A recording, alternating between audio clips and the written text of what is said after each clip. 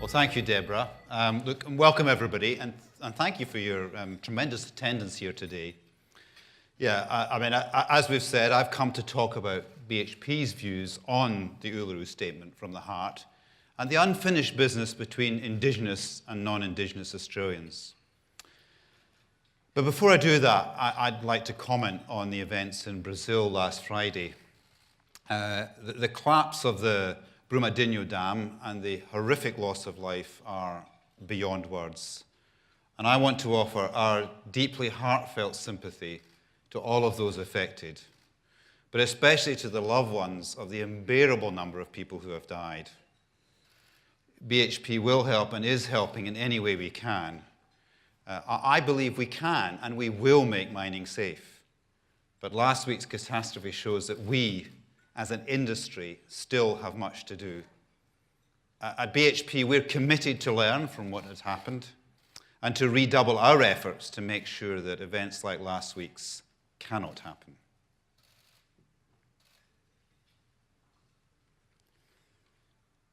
So, before I begin my other remarks, I'd like to acknowledge that we're on the custodial land of the world's oldest living civilization, and to acknowledge the traditional custodians of this land on which we are gathered, the Wadjuk people of the Noongar Nation.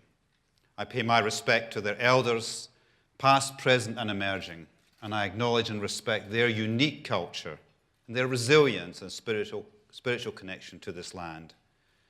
And that's been a source of sustenance and strength. And I also want to recognize the contribution that they make to the life of this city, Perth, and to this region. We're thankful to be here, and we look forward to our shared futures. Look, it's great to be in Western Australia, the home of our iron ore operations in the Pilbara, our nickel operations in the goldfields in Kwinana, our petroleum operations in Onslow, and our interests in the Northwest Shelf. As CEO, it's an essential part of my job to understand what this concept of home really means to BHP, and to learn what home means to Indigenous Australians.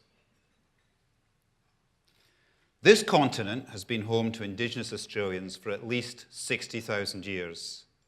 It's the oldest continuous living culture in the world. Aboriginal and Torres Strait Islander peoples were and always will be the first peoples of this continent. Aboriginal and Torres Strait Islander people are Australia's first builders. They're Australia's first land managers. They're Australia's first astronomers. And they're Australia's first geologists. At Wilgie Mia, in the Weld Range Hills, southeast of Geraldton, here in Western Australia, you'll find the largest and deepest Aboriginal ochre mine in the country. Indigenous Australians first extracted the ochre there more than 30,000 years ago. So that makes it the world's oldest continuous mining operation. The ochre's rich red colour has made it perfect for use in medicines, for rock art, traditional ceremonies, and the preservation of animal skins. It's also been used and is used to make tools for cutting, pounding, and grinding. And the ochre was traded right across the country from WA to Queensland. This land was never empty. It was never terra nullius. Over the past 2 months and longer, I've spent time with some of our traditional owners, as well as Indigenous leaders from across this country. And we've spoken about meaningful connection to country, and the power, strength, and resilience of their language and of their culture. And we spoke about the social and economic challenges that many Indigenous Australians have overcome, but still many more still face. It's been a great privilege for me to meet these women and men and experience firsthand the diversity of Australia's First Nations people. It's a privilege because the insights of First Nations people are as diverse as they are valuable. It's a privilege because Indigenous Australians have a lot to say to non-Indigenous Australia. And non-Indigenous Australia has a lot to learn from them. But the voices of Indigenous Australians are often not heard. So today I want to contribute my voice to speak about the voices of Indigenous Australia because, as I've said, their insights are profound. The Uluru Statement from the Heart is a challenge to hear the unheard. It's the collective expression of 250 Aboriginal and Torres Strait Islander delegates who represent Indigenous people from right across Australia. The Uluru Statement is an invitation to Australia and the Australian people. And it was created through a process of consultation and a rich dialogue among Indigenous Australians that is impressive in both of its scale and its ambition. And as we know, it calls for the establishment of a First Nations voice to the Australian Parliament to be enshrined in the Australian Constitution. And it's an offer. It's also an offer of Indigenous participation in a Makarrata Commission to oversee agreement-making and truth-telling about Indigenous history. And it shows how constitutional reforms can create a rightful place for and empower Indigenous people.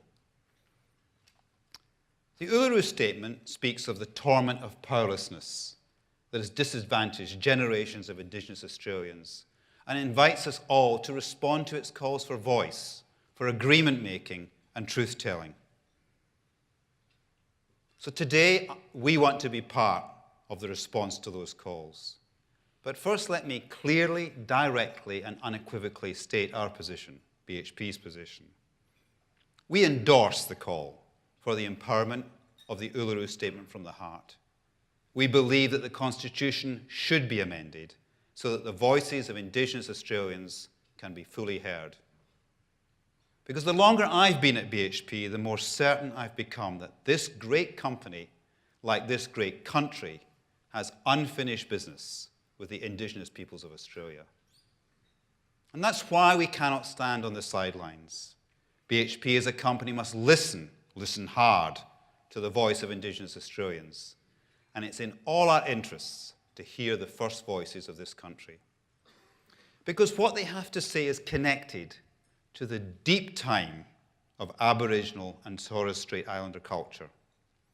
So as you've just heard, I'm a geologist by training, and deep time probably originally was a philosophical concept of geology that was first articulated in the 18th century by, like me, a Scottish geologist. He was called James Hutton. In Hutton's view, deep time was about the true age of Earth, measured nowadays in billions of years, and its evolution over the vast expanse of geological time. But deep time is also about origins formed over many millennia and about their connection to the present. Australia is both a young nation and an ancient land, and it wears deep time on its sleeve. Indigenous culture, too, is old enough and rich enough to carry from antiquity to today stories about events that have shaped and will shape Australia. Australia has always been a country of people, of place, of story. And these stories are the voice of the First Nations people that connect the past and the present and embody wisdom, knowledge, and opportunity. And their voice demands respect and acknowledgement. Their voice must be heard. That's what the Uluru Statement is about. And it asks only for what many of us take for granted, simply to be heard on decisions made about their rights and interests, and to have power over their destiny. The Australia of post-European settlement can truly give effect to the values on which our democracy is founded only when we're empowered to walk in two worlds, with Indigenous culture recognized as a gift, a rich gift to this country. So the Uluru Statement is a unique opportunity and an invitation to listen to the voices of Indigenous Australia and to respond to them. When I first saw Uluru 5 years ago, it deepened my appreciation of Australia. And it was more than just a professional interest. I was compelled to connect with the landscape and with this country. And I saw firsthand the importance of culture. And as a business person, I know that when culture is strong, people are strong, it gives people power as well as pride and resilience. But I also saw disadvantage of many Aboriginal and Torres Strait Islander peoples and of their communities. And I saw it again just 2 weeks ago in Port Hedland when I spent time with traditional owners. So I've been struck by the gulf that exists between Indigenous and non-Indigenous Australia. It's a gulf that's economic, it's social, and it reflects history. We now have a chance to create a new chapter in our history, to create a voice that will establish a bridge across that gulf. Now, I know there are fears that a constitutionally enshrined voice, confirmed by referendum, will deepen cultural divisions and is undemocratic. I don't think those fears stand up to scrutiny. The final report of the Joint Select Committee on Constitutional Recognition, which aimed to recapture bipartisanship on this matter, found, as I would have thought, that there is nothing to fear, quite the opposite, from giving Indigenous Australians the constitutionally enshrined voice that they absolutely deserve. So Australia must not squander this opportunity. They must see Uluru Statement for the gift it is. It's a path forward, and it can create, as Stan Grant has said, a nation of Australians indivisible. The establishment of a national Indigenous representative body, a First Nations voice to Parliament, is a meaningful step towards reconciliation. It would empower Indigenous Australians. It would make sure Indigenous people have a say on legislation, policy and programs that shape Indigenous lives and their families and their communities. And it would create new opportunities for social and economic progress. A referendum is more likely to succeed if the voice is co-designed by government and Aboriginal and Torres Strait Islander representatives from across Australia. And a referendum must be held at a time when it has the best chance of success.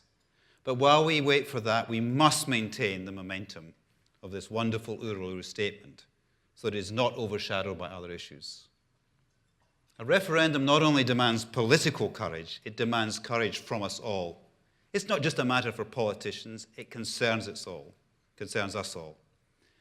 And that's also why I'm here today as CEO of BHP, and that's why we will work with Australia's leaders and use our voice to support the call to give Indigenous Australia the constitutionally enshrined voice it deserves. The BHP Foundation, which is a charitable organisation funded by BHP, plans to invest around $1 million in Cape York's Partnership's Uluru Education Project.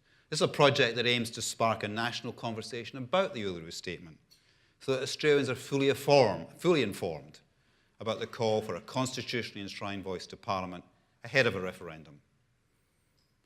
At BHP, we encourage our Indigenous employees, some of whom are here today, our suppliers and partners, to have a voice, but we know we must do more. The Uluru Statement is also about agreement making and about this nation's path towards truthful reconciliation. I've travelled far and wide over the past 6 years as CEO and developed a strong connection with this great nation. We have a land that's been geologically blessed, a population that is deeply multicultural, and an economy that is one of the most successful in the world. So over this time, I've also come to understand the powerful link between the land and Indigenous ancestral ties. And that's why our relationships with traditional owners must be found in the spirit of partnership so that we can all truly benefit from our presence on country. That's why we reach agreements with traditional owners that aim to build economic sovereignty, mutual benefit and opportunity for Indigenous communities. And we at BHP currently have several agreements with a number of traditional owner groups in South Australia, Western Australia and Queensland. And the way we understand the spiritual connection between Indigenous communities and their land has strengthened over time because of that. Our agreements with traditional owners have evolved since our first at our Area C iron ore mine in Western Australia about 20 years ago. And they aren't just about financial benefits. They now encompass heritage protection, employment, contracting opportunities, and cultural preservation, and they're based on mutual benefit. As we gain more experience in agreement making, we have to understand the immense value of these reciprocal relationships. They're about partnerships. So we see agreement making not as something to fear as a company or as a nation, but as an opportunity to forge new relationships that build a better future for us all. And I say while mining benefits so obviously our whole nation, business, governments and society all must now make sure that those communities closest to mining operations benefit fairly as well. We knew we must do more to increase the size of our Indigenous workforce and to engage more Indigenous businesses. And that's why we've lifted our 2020 targets within our Reconciliation Action Plan to achieve Indigenous employment of at least 5.75% of our workforce. And we're also committed to work to obtain consent and negotiate agreements with Aboriginal Torres Strait Islanders for any new operations or major capital projects. And all our Australian assets will promote relevant procurement opportunities to Aboriginal and Torres Strait Islander businesses. But to build a better future that takes its inspiration from the achievements of both the world's oldest continuing culture and of European settlement, we first have to come to terms with the unfinished business of Indigenous and non-Indigenous Australia. The past leaves its traces in the present. We're all histories of ourselves. And the Uluru Statement is also an opportunity for Australia, for business, for all of us, to reimagine our history through story and through truth. And to do this, we must listen, really listen, to the voices of Indigenous Australia, because only then will we know the unabridged story of this nation. As the author Richard Flanagan says, freedom exists in the space of memory, and only by walking back into the shadows is it possible for us to be finally free. So what does that mean for BHP? Well, we have more than 1,500 Indigenous employees, we work with Indigenous businesses, and we have partnerships with Indigenous communities across the country. And we greatly value those relationships. We've thought long and hard about what we can do to strengthen those relationships. And they must not be based on histories that are incomplete or silenced.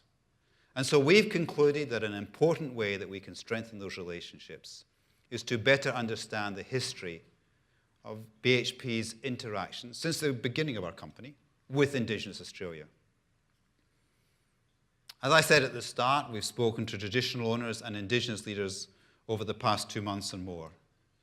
And again, back to 2 weeks ago in Port Hedland, we've heard that we need to be much more involved in a regular dialogue with traditional owners and not just be there when we need their support for our projects. And I learned there that many of our developments that benefit our business today began at a time when legal frameworks simply did not recognize Indigenous land rights and cultural heritage values. I've heard the experiences of the Gariara, the Bunjima, the Niabali, the Niamal, and the Narla. And we accept that there are many uncomfortable truths about BHP's history. And we also expect that those realities exist for groups with which we've yet to speak. So we'll hold more talks in the months and the years ahead with traditional owner groups to determine how best to fill in the blanks and to understand our true history. We don't know what our conversations will find, but what we do know is that the best way to face the future is to hear the truth. So as a step forward, we will also establish a standing advisory group that comprises Indigenous leaders from right across the country. And this will give our business leaders guidance on Indigenous issues. And it will also help us equip our Indigenous employees with the skills to take on more leadership and executive positions. We'll also intensify our efforts to further economically empower Indigenous people within and outside our business, and to engage our whole workforce about the significance of the Uluru Statement and the history, cultures, and achievements of Indigenous people, as well as increase the momentum with our agreement making. So in conclusion, we all have a responsibility to finish the unfinished business that I've spoken about, because what's past is present. And if we acknowledge and recognize the past, we will build a future filled with possibility for all. The Uluru Statement is a call to BHP, to business, and to Australia to create a rightful place for Indigenous people in this nation through voice, through agreement making, and through truth. And if we respond to these calls, we will strengthen Australia's success as a society and as an economy in a way that will inspire people and nations in our region and outside Australia, right across the globe. A more successful, a more confident Australia, as a result, will create greater opportunities for us all including, yes, for BHP. So I hope to look back on this time and feel that BHP found a way to seize this opportunity, to play our role in it, and that we were part of the discussion about how we might powerfully and harmoniously connect two civilizations in a way that fully expresses Australia's nationhood and helps this great country embrace its unique heritage and so unlock possibilities of an extraordinary future. The Uluru Statement is an act of profound generosity. This is our opportunity to listen to and act upon a request from Indigenous people to be truly recognised. And after 240 years, we must take it. Thank you.